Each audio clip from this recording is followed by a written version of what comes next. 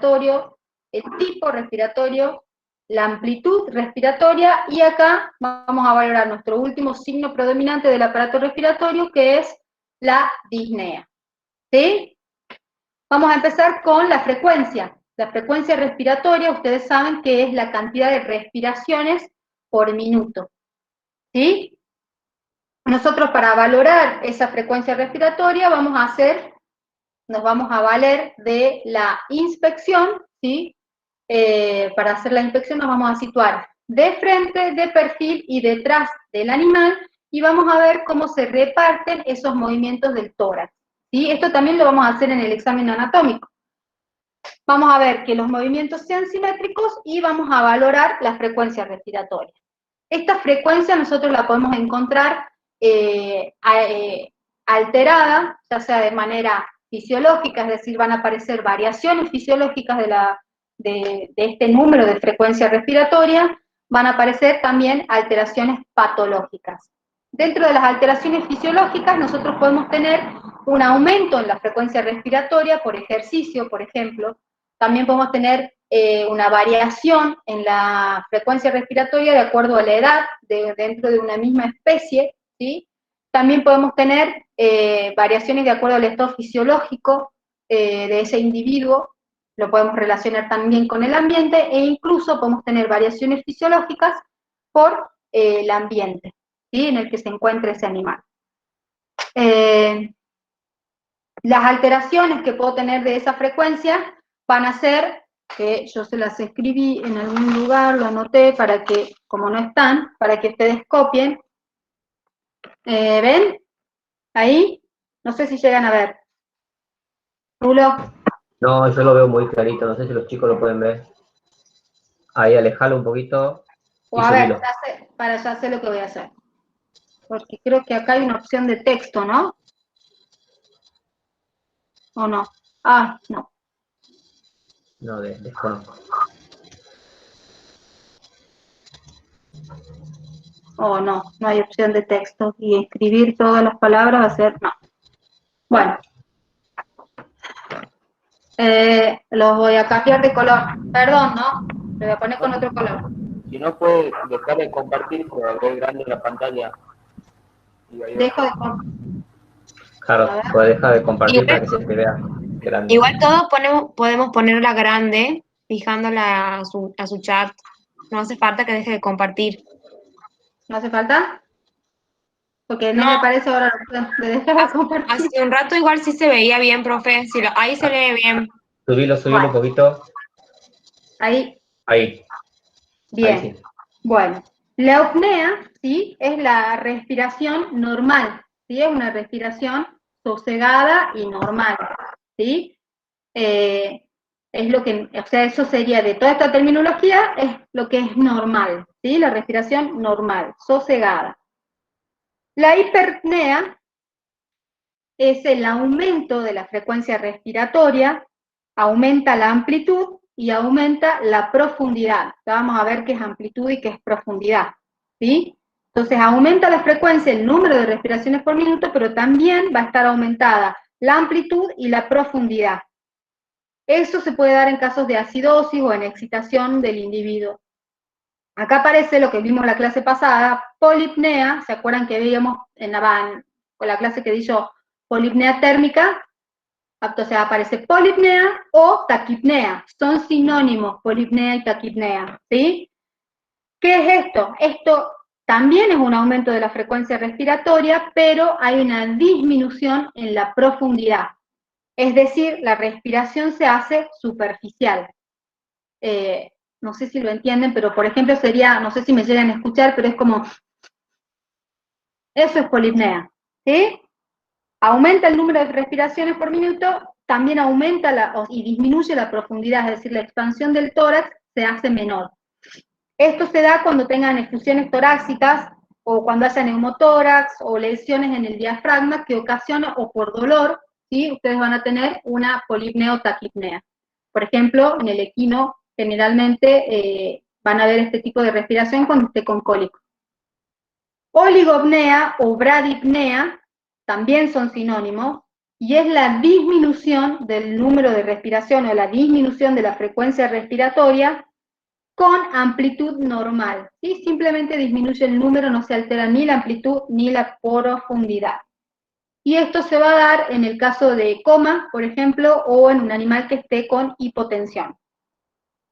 Y el último que aparece ahí es la apnea, que es la ausencia de la respiración. Obviamente que una apnea sostenida en el tiempo es incompatible con la vida. Algo que les quería decir es que tanto la hiperpnea como la polipnea, es decir, el aumento de la frecuencia respiratoria, generalmente se ve reflejado a expensas de una disminución en el periodo de pausa, ¿sí?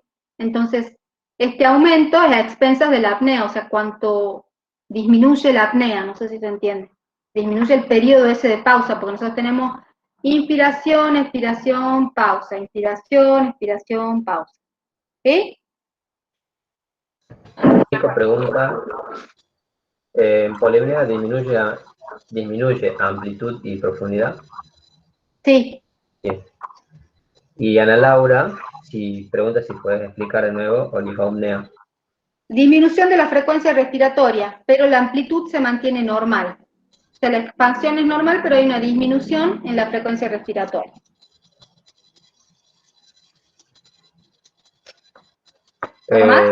Lucas dice oligomnea, me imagino que es si se da en hipotensión. Hipotensión. Bien. María Florencia pregunta, ¿qué sería la profundidad? La expansión del tórax, o sea, que también está relacionado con la amplitud, ¿sí? O sea, en realidad es la amplitud lo que nosotros vemos.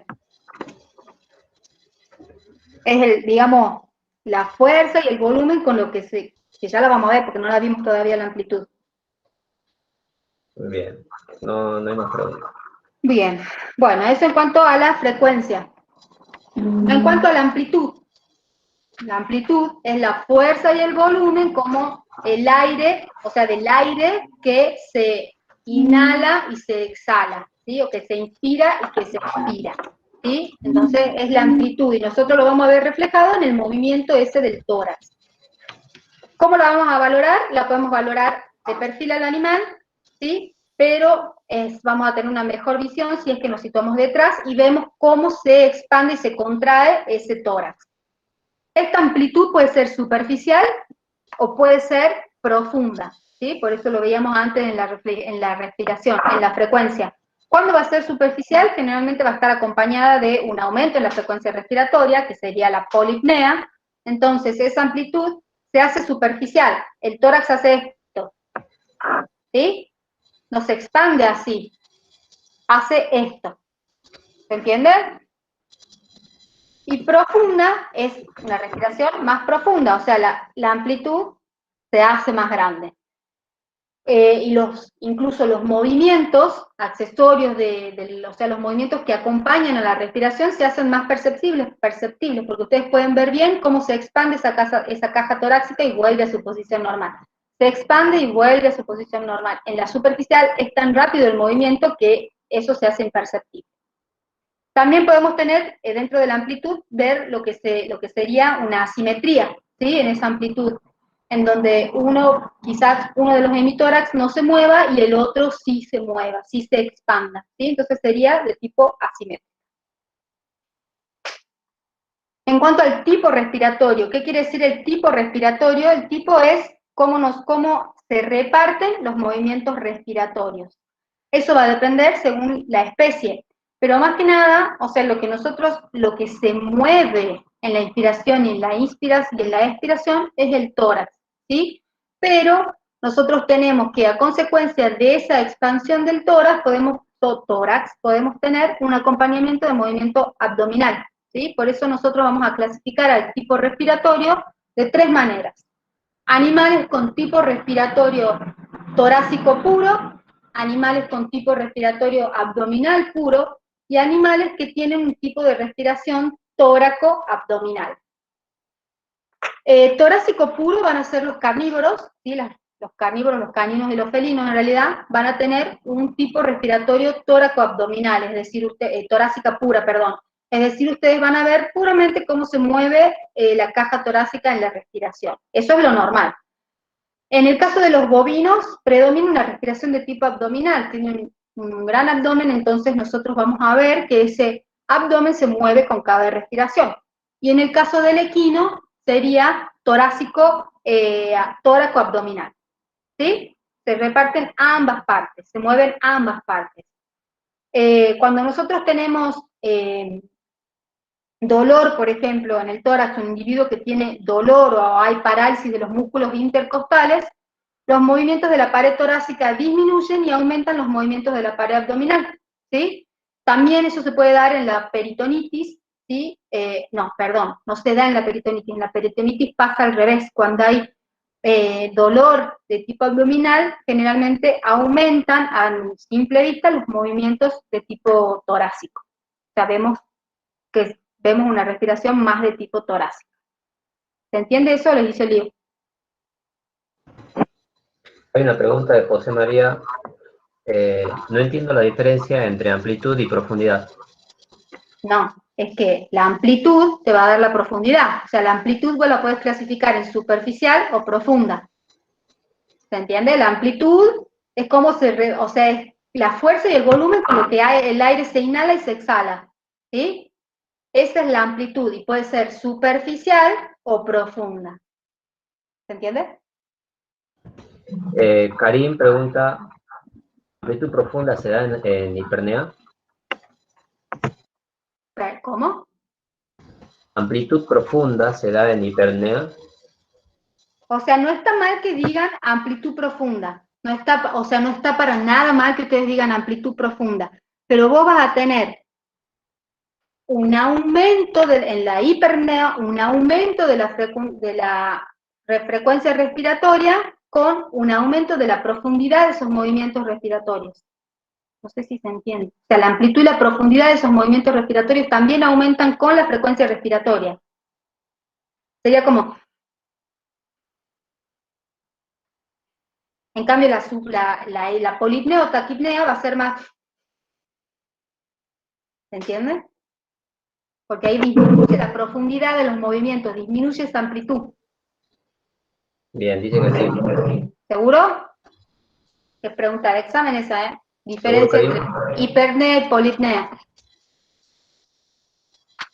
Bien. Bien. Bueno, vamos 3. Ritmo.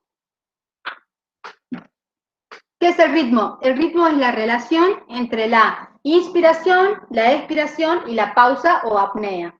Siempre la inspiración es un poco más larga que la inspiración y que la apnea, ¿sí? Los equinos tienen un tipo de respiración bifásica, se llama, en donde ellos hacen una inspiración y la expiración la hacen en 2 tiempos. Se hace... ¿Se entiende? Si alguna vez observan un caballo lo pueden llegar a ver. Eso se llama respiración bifásica. La respiración, por supuesto, que debe ser rítmica. Nosotros tenemos inspiración, expiración, apnea. Inspiración, expiración, apnea. ¿Sí? Dentro de lo que es el ritmo, bueno, esto debería haber aparecido antes. Estas son las frecuencias respiratorias normales dentro de las especies. Ven que acá tenemos, por ejemplo, en el equino, bueno, en todos, que la frecuencia respiratoria es mayor en los potrillos, terneros, corderos, lechones, ¿sí? Cuanto más joven es el animal, más alta la frecuencia respiratoria. Hay una variación en relación al adulto. ¿La puedo sacar a esta o la quieren copiar?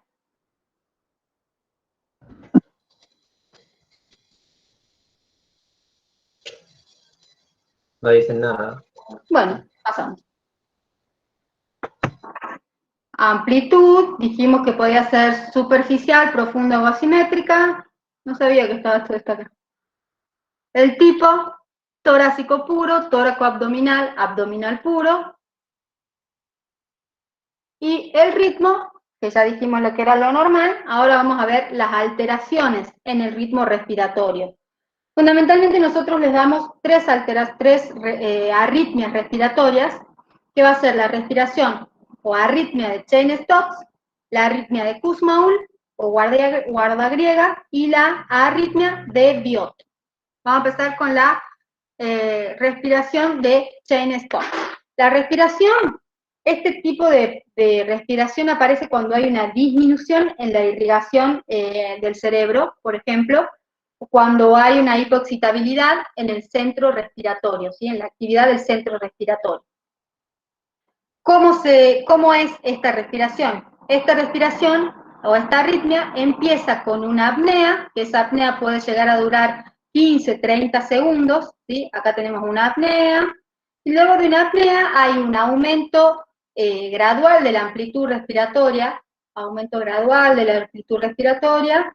para luego un descenso también paulatino y gradual de esa amplitud y llegar a una nueva apnea.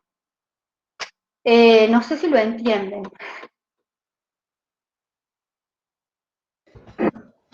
Sí, se entiende, y Florencia pregunta si puede repetir el ritmo normal. Inspiración, expiración, pausa. Inspiración, expiración, pausa. Es la relación entre la inspiración, la expiración y la pausa. Tiene que ser rítmico. Bien, ahí Lourdes pregunta si puedes explicar de nuevo la respiración de Cheyne-Stokes. ¿A eso te referís, Lourdes? Bueno, hay una apnea, ¿sí? Imagínate que esta es la apnea, acá. Tenés una apnea de 15 a 30 segundos, es decir, hay una pausa. A esa pausa le sigue un aumento gradual de la amplitud y de la frecuencia respiratoria, ¿sí? O sea, vos imagínate que, en esto que vos ves acá es inspiración y expiración. Entonces vos vas a tener un aumento gradual de la amplitud. Ves que acá empieza con una amplitud y acá termina con otra amplitud. Entonces un aumento gradual de la amplitud respiratoria. Hace así y vuelve a bajar hasta que hace apnea. Vuelve. ¿Se entiende? No sé si Sí. le llegó a ver las manos. Sí, se entiende. Yo sí te veía, Fer, no sé si los chicos. Esta Sí.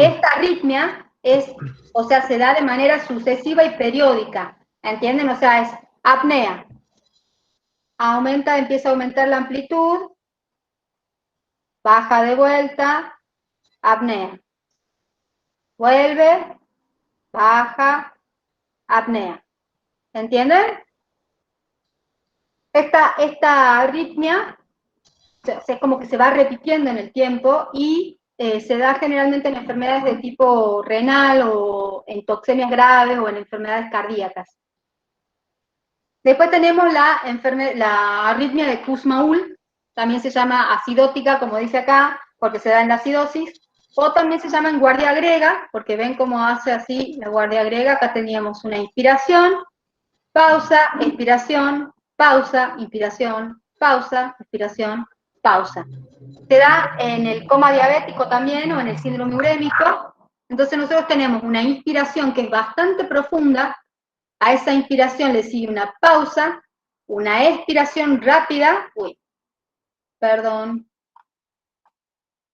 una expiración, me quedé acá, una expiración rápida y luego una pausa. Inspiración profunda, pausa, expiración rápida. ¿Sí? ¿Se entiende esa? Es la más fácil de entender. María Carolina pregunta, entre inspiración y expiración hay una apnea corta, ¿verdad? Claro, que es esta. Bien, ese sería, no, La inspiración es profunda. La inspiración es profunda. Se hace una inspiración profunda. Pausa, expira rápido, pausa. Bien, María, ¿te refería a la respiración de Kussmaul? Ahí me dijo, es de pregunta de Cheyne-Stokes. ¿Cuál? La pregunta que hice recién se refería a la de Cheyne-Stokes. Te la repito, entre inspiración y expiración hay una apnea corta. Sí, sí, prácticamente imperceptible. Hasta que aparece. Porque vos entre inspiración y expiración no tenés prácticamente una pausa. Es inspiración, expiración, pausa. Es como que no la ves tan marcada la pausa. Bien. La respiración de Biot es una respiración desordenada, es bastante rápida, en donde nosotros tenemos alterna apneas con duración variable, que acá las pueden ver, apnea, apnea, apnea, apnea, apnea. ¿Y cómo es?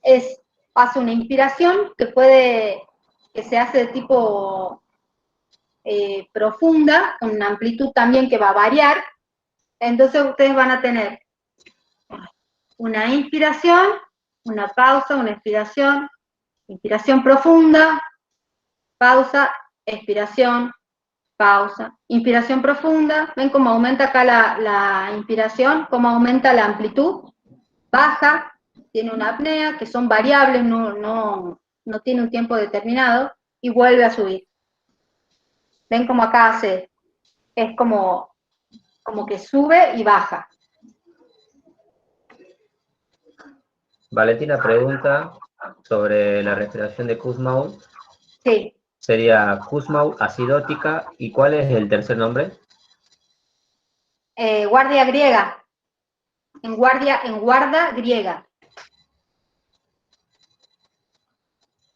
Juan pregunta, ¿apnea es lo mismo que pausa? Sí. Y no hay más preguntas. Bien. Bueno, eso en cuanto al ritmo. Y acá aparece la disnea, que sería nuestro último signo predominante. Si nosotros tenemos que definir a la disnea es una dificultad para respirar, ¿sí? Es una dificultad en la respiración que le provoca al individuo sufrimiento y tensión. ¿Cuándo se puede dar de manera fisiológica esta disnea? Esta disnea la podemos encontrar post ejercicio, ¿sí? Seguramente el animal va a estar con disnea. Y de manera patológica, generalmente, de manera patológica vamos a tener las disneas de tipo inspiratoria, expiratorias o mixtas, y generalmente se dan por hipoxia con hipercapnia, ¿sí? Disminución de la tensión de oxígeno con aumento del dióxido de carbono. Esta disnea está ocasionada por hay un cambio en la frecuencia respiratoria, un cambio en la amplitud, un cambio en la profundidad, en el ritmo, en el tipo, hay un cambio en todo, ¿sí? Ya les demostré un video de ese paciente que les había contado antes para que vean un tipo de disnea, ¿sí? Bueno, es una respiración dificultosa. Causa tensión y sufrimiento del animal, ya lo van a ver en el video. Nosotros la podemos clasificar a esta disnea, ya sea de tipo inspiratoria, expiratoria o mixta, ¿sí? La mixta es la más común de todas, es decir, combina tanto la inspiratoria como la expiratoria y se da en los casos de hipoxia. La disnea de tipo inspiratoria, en la disnea de tipo inspiratoria ustedes van a notar que la fase de inspiración está alargada o aumentada, ¿sí? La inspiración es más larga. ¿Y qué pasa en esta disnea inspiratoria? Está restringida la entrada de aire hacia los pulmones, o sea, el individuo quiere que entre el aire, pero no puede, ¿sí? Está restringida esa entrada de aire a los pulmones. También puede ser que el transporte de oxígeno hacia la sangre o hacia los tejidos esté alterado. Causa, por supuesto, muchísimo sufrimiento al animal, y se puede dar, por ejemplo, en daño torácico o en trauma de tórax, se puede dar este tipo de disnea.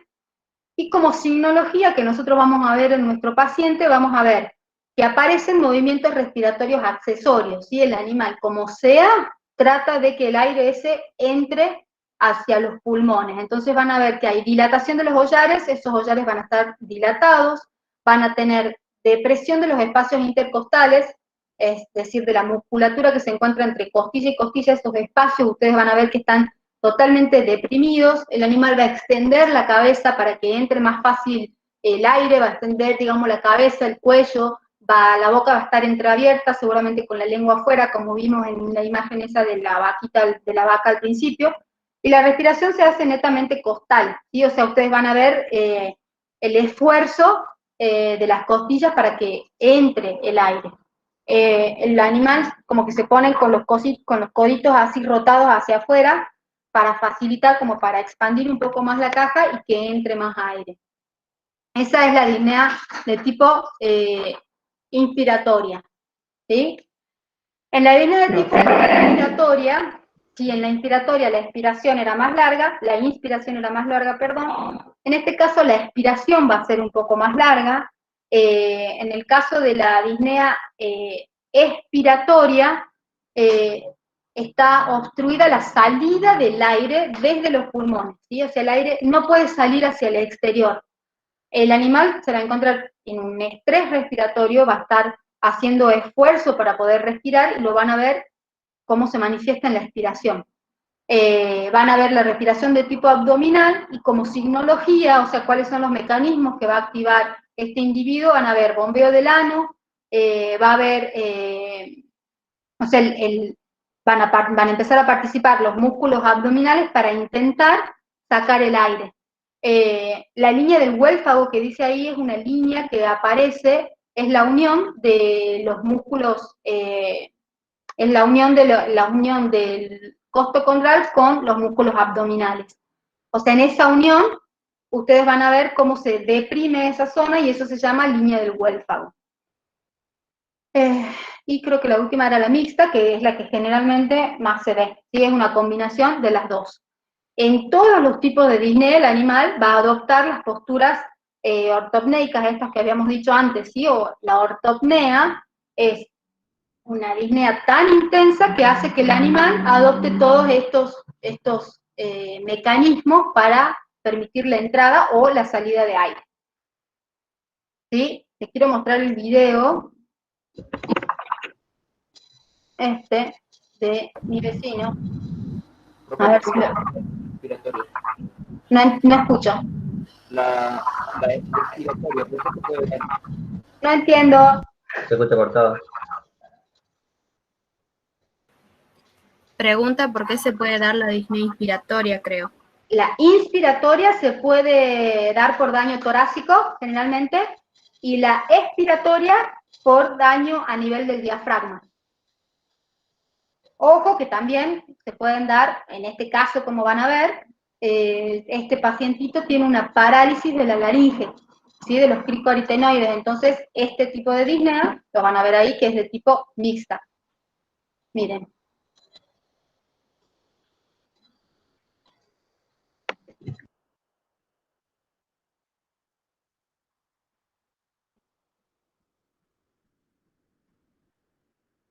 ¿Lo ven? ¿Ven cómo le cuesta que no solo que el aire entre, sino que el aire salga también?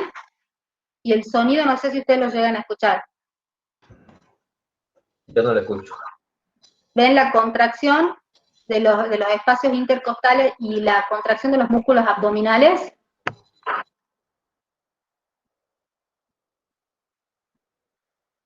Miren ahí, y miren ahí.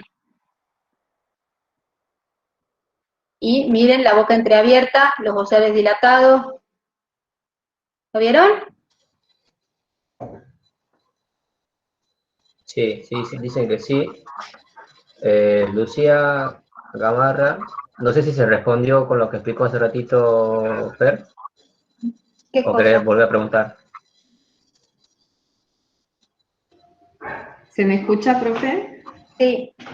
La consulta mía era que yo tengo que la postura ortopneica es la de cuello estirado, los collares dilatados y las cuatro extremidades extendidas. Y recién creo haber entendido que usted dijo que todas son posturas ortopneicas, ya sea en la fase... Todas son posturas ortopneicas. No solamente esa. Claro. Ajá. Bien. O sea, la de la expiratoria también es una postura ortopneica. Fíjate que en la expiratoria no tenés tantos mecanismos como tenés en la inspiratoria, porque el aire ya entró, ahora lo que pasa es que tiene que salir, entonces hace más esfuerzo el animal. Entonces, la postura ortopneica lleva más de los signos que vos vas a ver en la disnea expiratoria. Pero, por ejemplo, en este caso del video que acabo de poner, no sé si se veía el estrés que tenía el animal, el sufrimiento por el que estaba pasando. Ustedes no llegaban a escuchar el sonido de la respiración, o sea, era anhelosa realmente. Y este perrito tenía incluso bombeo del ano, que no lo filmamos porque necesitábamos actuar rápido, entonces decidí, filmé esa parte que se veía bien, pero tenía incluso también bombeo de ano, a pesar de que tenía todo lo de la disnea expiratoria. Era Bien. la disnea mixta. Entonces, tenés postura ortopnéica en ambos casos. Bien, eso era, profe, mi duda. Gracias. Bueno. Vamos a la exploración anatómica, entonces, de la porción extratorácica, de la porción intratorácica, perdón. ¿Alguna duda?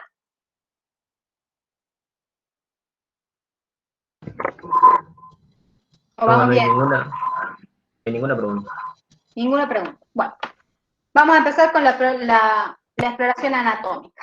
Para hacer la exploración anatómica, nosotros nos vamos a valer de nuestras maniobras semiológicas, que va a ser la inspección, la palpación, la percusión y la auscultación. Fundamentalmente nos vamos a basar con esas maniobras para hacer nuestra inspección o nuestra exploración. Vamos a arrancar con una inspección, ¿sí? Ya estamos situados en el tórax. Esperen que quiero ver qué tengo acá, si tengo imagen para mostrar. Bueno, después vamos. En cuanto a nuestra inspección, nosotros vamos a vernos, nos vamos a poner de perfil de ambos lados del animal, de frente y de atrás, como dijimos antes. A la inspección vamos a evaluar la forma y el volumen de ese tórax, ¿sí? En cuanto a la forma, nosotros podemos ver que las alteraciones generalmente se van a situar en la columna y también podemos verlas en las costillas. Vamos a ver en nuestra inspección que podemos tener deformaciones que afectan a la columna y que repercuten en el tórax, como la cifosis y la lordosis. La cifosis es una deformación hacia dorsal de la columna y la lordosis es una deformación hacia ventral de la columna. ¿Sí? Entonces, si nosotros lo vemos de perfil a nuestro animal, que normalmente debería ser, bueno, así, imaginen que este es, no sé, lo que el animal que quieran que sea. Esto va a ser nuestra columna, ¿sí? Entonces, si nosotros tenemos una deformación hacia dorsal, que podemos llegar a ver esto es bruto, ¿no? Lo que les estoy mostrando. Es una deformación hacia dorsal, entonces decimos que es una cifosis. Y si tenemos una deformación hacia ventral de la columna, ¿sí? Es una lordosis. ¿Se entiende? Eso nos va a repercutir en la forma de nuestro tórax. Bien. También podemos ver la deformación en las costillas, dijimos, que podemos ver, por ejemplo, en animales caquéticos o que sufrieron raquitismo, lo que se llama el rosario raquítico, que es la unión costocondral, está como engrosada, ¿sí? Entonces van a ver en esa unión costocondral como si fuesen pelotitas y se denomina rosario raquítico. No tengo imagen de eso para mostrarles, lamentablemente. Estas deformaciones o estas alteraciones de la forma pueden ser de forma unilateral, pueden ser bilateral, y también pueden ser congénitas o pueden ser adquiridas. Eso en cuanto a las alteraciones de la forma. En cuanto al volumen, el volumen de esa caja torácica puede estar aumentado o puede estar disminuido. ¿Cuándo puede estar aumentado? Ese aumento puede ser aumento total o puede ser aumento parcial, es decir, unilateral o bilateral. Puede estar aumentado, por ejemplo, en un neumotórax, ¿sí? ¿Y cuándo puede estar disminuido? Esa disminución también puede ser unilateral o bilateral, y lo podemos encontrar, por ejemplo, disminuido en el raquitismo.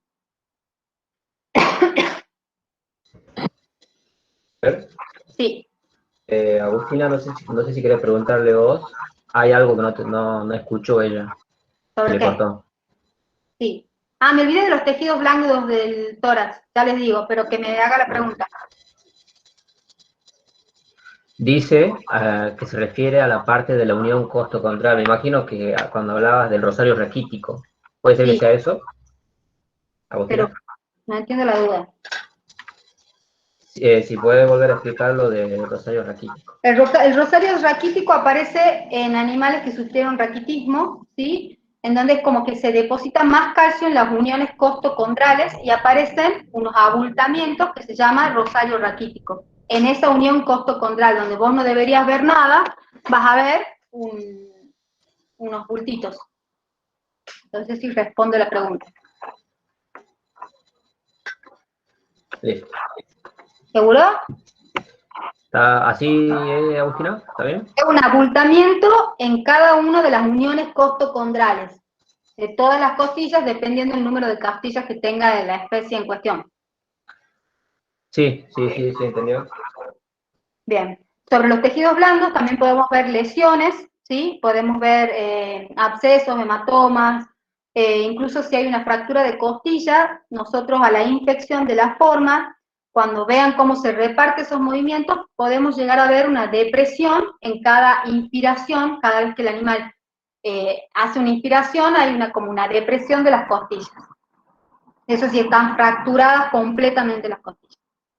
En cuanto a la palpación la vamos a hacer monomanual, primero con la mano de plano, y después la vamos a hacer con la mano de plano, es decir, con la palma de la mano, y después la vamos a hacer a punta de dedo. A punta de dedo la vamos a hacer tanto en las costillas como en los espacios intercostales, ¿sí? Entonces vamos a palpar todo nuestro tórax, ¿sí? Acuérdense siempre hacer de craneal a caudal y de dorsal a ventral. Con la palma de la mano palpamos todo el recorrido del tórax, ¿sí? Haciendo una leve palpación-presión. Y cuando hacemos a punta de dedo, vamos a palpar costilla por costilla, desde la unión con la columna hasta la unión costocondral, una por una las costillas, uno por uno los espacios intercostales. ¿Para qué palpamos? Vamos a palpar para poner de manifiesto, por ejemplo, dolor en la pleuritis, por ejemplo, que cursa con dolor, nosotros podemos palpar ese dolor en los espacios intercostales. Y las costillas las vamos a palpar en busca de, por ejemplo, fracturas, es decir, crepitaciones.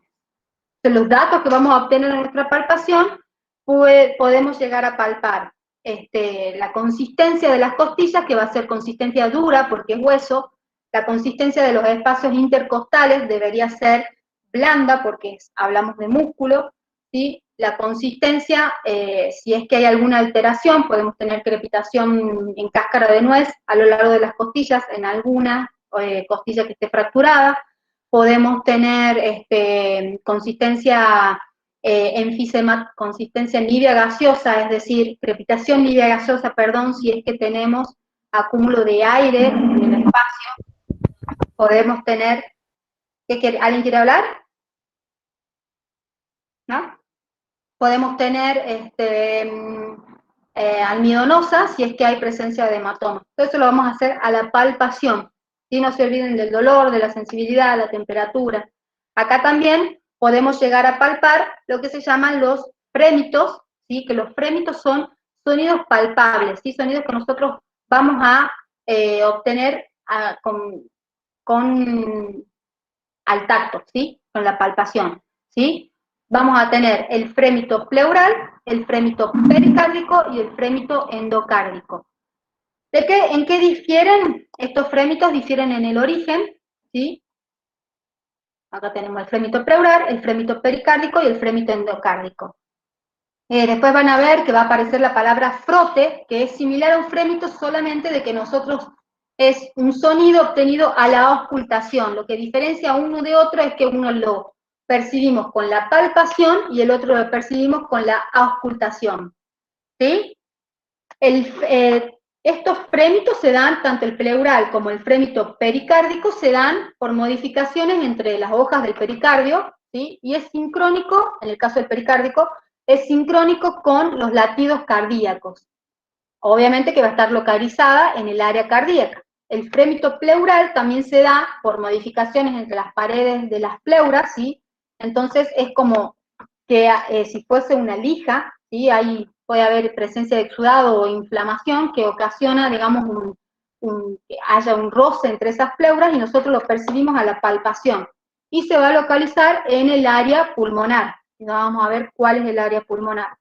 Y el frémito endocárdico es por lesión en las válvulas cardíacas, ¿sí? Lo van a ver al pericárdico y al endocárdico, lo van a ver más en cardíaco la clase que viene, el miércoles de la semana que viene. El frémito pleural y el pericárdico pueden ocasionar dolor a la palpación, ¿sí? ¿Tienen alguna duda con los frémitos? Lucía, no sé si querés preguntar vos. ¿Se me escucha? Mi Sí. duda era si o sea, cuando nosotros hacemos la palpación del tórax y hacemos la palpación específicamente del espacio intercostal, ahí percibimos el frémito pleural, No, nada más. o sea, no, vos lo vas a percibir cuando apoyes la mano de plano, digamos. La Ajá, palpación, presión que vos haces en los espacios intercostales sí es para poner de manifiesto dolor en la pleura. bien, bien, bien. ¿Sí? Y cuando pongo la mano de plano en el área de proyección cardíaca, puedo percibir el frémito pericárdico. El pleural y el pericárdico y el endocárdico, todo. Bien, eso era mi duda. Bien, gracias, profesor. Todo lo vas a percibir.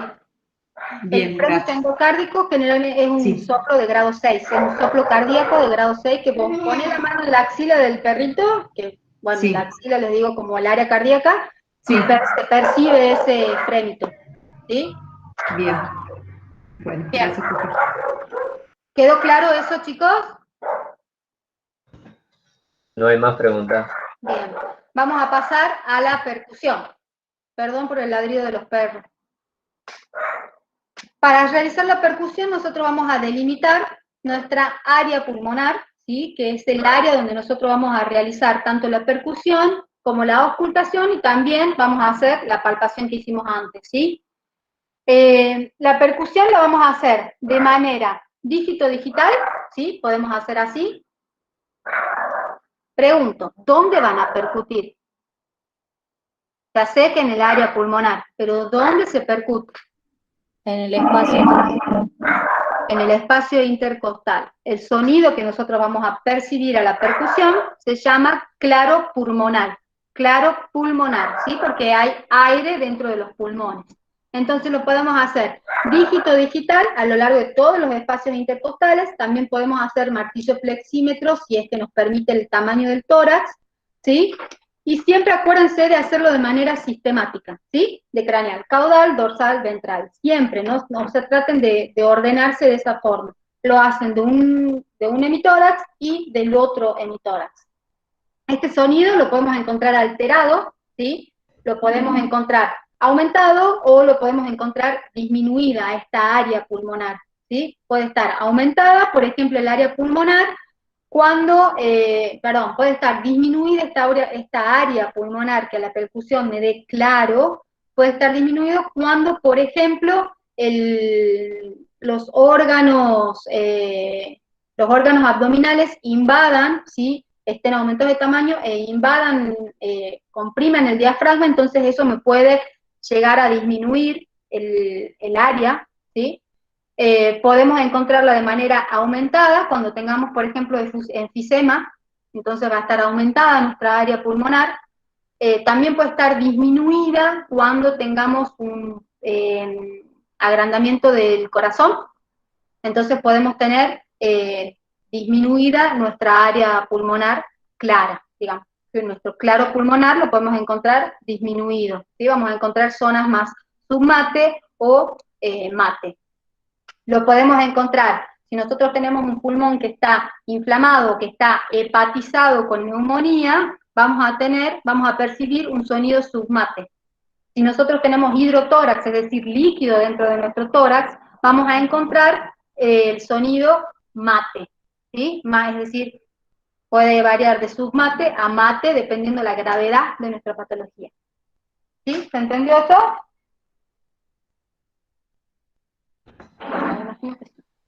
Ahora vamos a ver, ¿qué? No hay pregunta. Bien, vamos a ver nuestra área pulmonar según la especie. Este es un bovino, ¿sí? ¿Cuántas costillas tiene el bovino?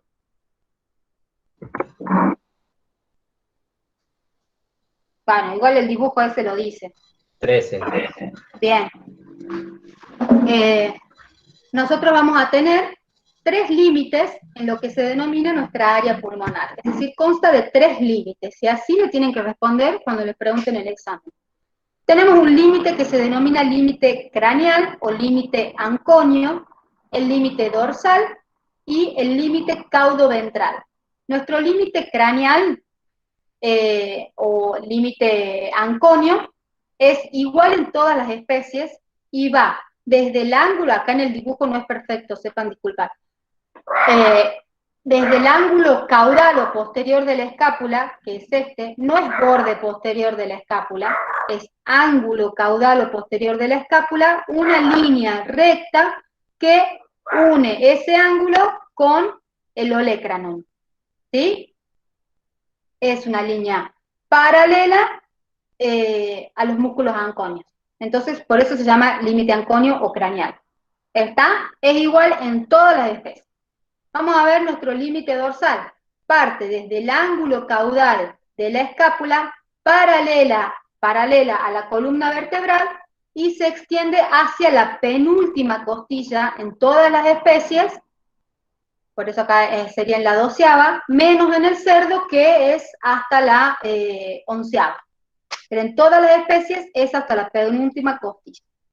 Y después tenemos nuestro límite caudoventral, que tiene, que une el límite dorsal con el límite craneal, se cierra nuestra hipotenusa, pasando por mitad de la 9ª costilla en todas las especies, menos en la 10ª en el equino. En todas pasa por la 9ª, pero en el equino pasa por la 10ª. La orientación que tiene esta línea es una convexidad hacia el caudo ventral. Este dibujo está mal, ¿sí? Sigue más o menos la línea del diafragma. ¿Se entiende el área pulmonar? Este sería en el caso del bovino. En el caso del equino, iría hasta la costilla número 17 y pasa por mitad de la 10ª. Nuestra hipotenusa pasa por mitad de la 10ª. En el canino, de la 12ª y pasa por la 9ª. ¿Se entiende? Acá nosotros vamos a realizar nuestra auscultación, nuestra percusión, ¿sí? Y nuestra palpación también, aunque la palpación debe extenderse a todas las costillas. Marina pregunta hasta dónde va el límite dorsal en el cerdo. Igual. Hasta la 11ª costilla. Luciana pregunta si puedes repetir el límite craneal. Borde, ángulo posterior de la escápula, línea recta que une el ángulo posterior de la escápula con el olecranon. No hay más preguntas. Bien. Auscultación. Vamos a auscultar nuestros pulmones. A la auscultación, acuérdense de tomar... perdón. No, ya les dije lo de la percusión, ¿no? Les dije que era claro pulmonar. Mate o submate si es que hay colecta, si es que hay hepatización o inflamación. Y pueden tener el claro hispánico en el caso que haya excesiva cantidad de aire dentro de los pulmones. ¿Sí? Pasamos a la auscultación.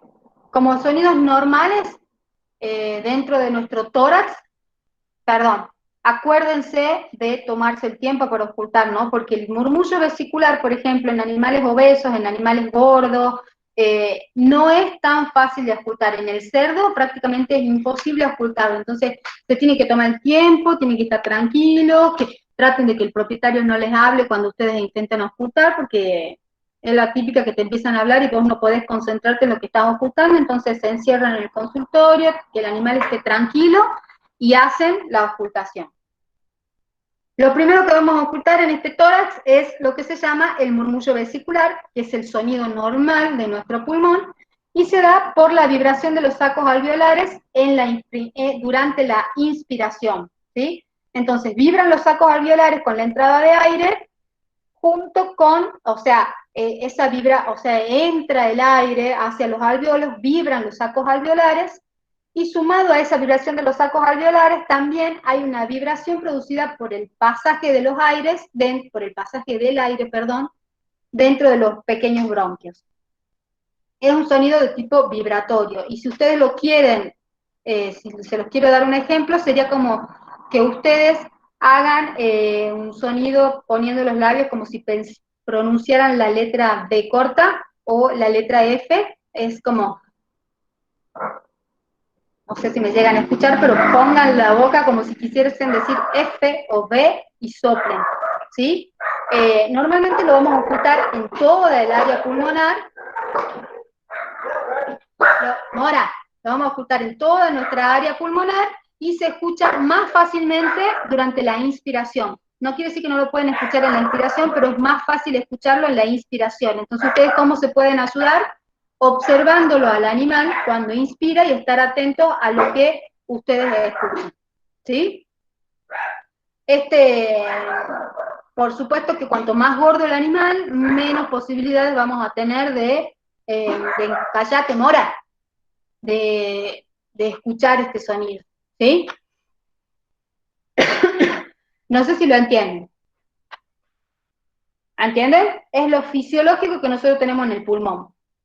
Dentro de los sonidos anormales que podemos encontrar, van a ser las alteraciones del murmullo, van a ser los rales bronquiales o rales alveolares, el soplo tubárico, y como extrapulmonares vamos a tener el frote pleural, el frote pericárdico, que se acuerdan que hace un ratito les dije que lo que los diferenciaba era que este se obtiene a la auscultación y el otro se obtiene a la palpación, ¿sí? Pero el origen de estos frotes o frémitos es el mismo, es decir, es por asperezas en las hojas pleurales o pericárdicas, ¿sí? Puede ser por presencia de exudados o inflamación que ocasiona como un sonido de lija perceptible en este caso a la auscultación. ¿Entienden eso? Como sonidos extrapulmonares se los explico primero. ¿Pero lo entendieron?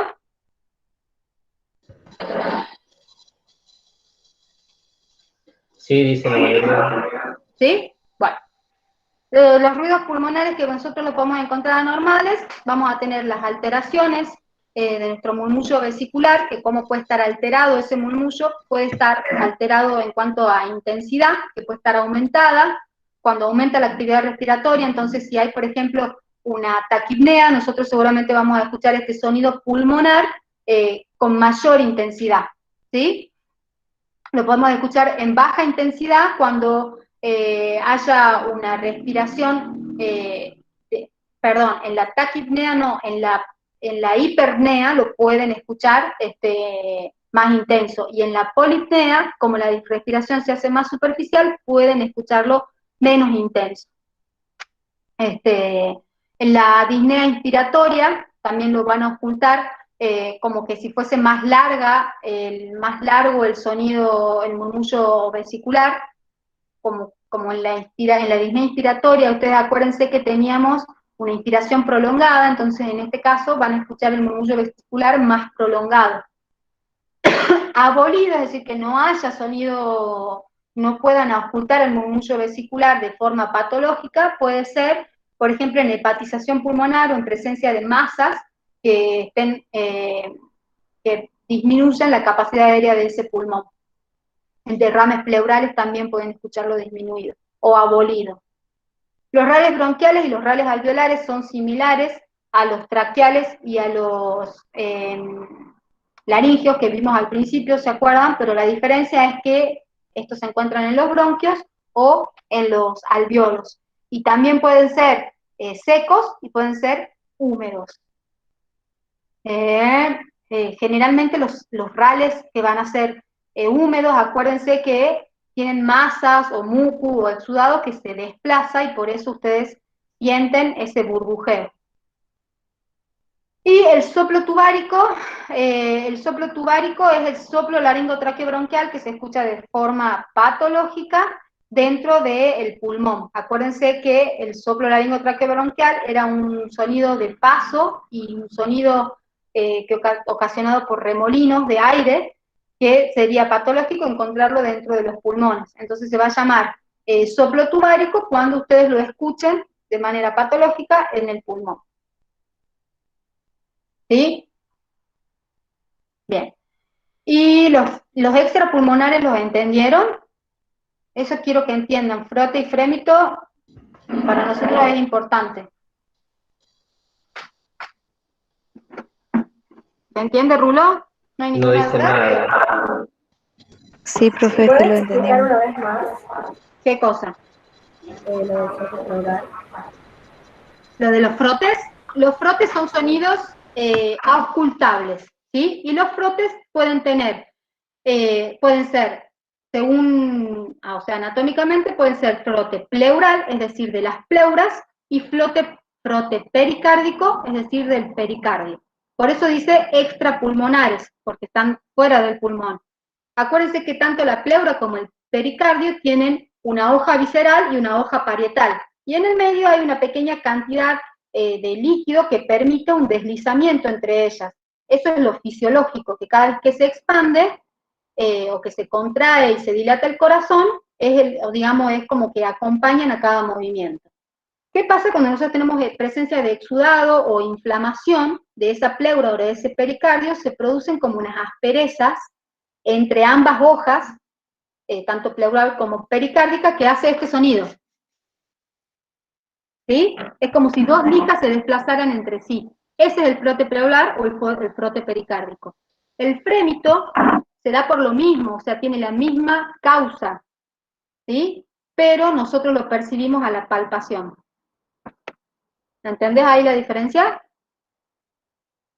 Sí, gracias. Genial.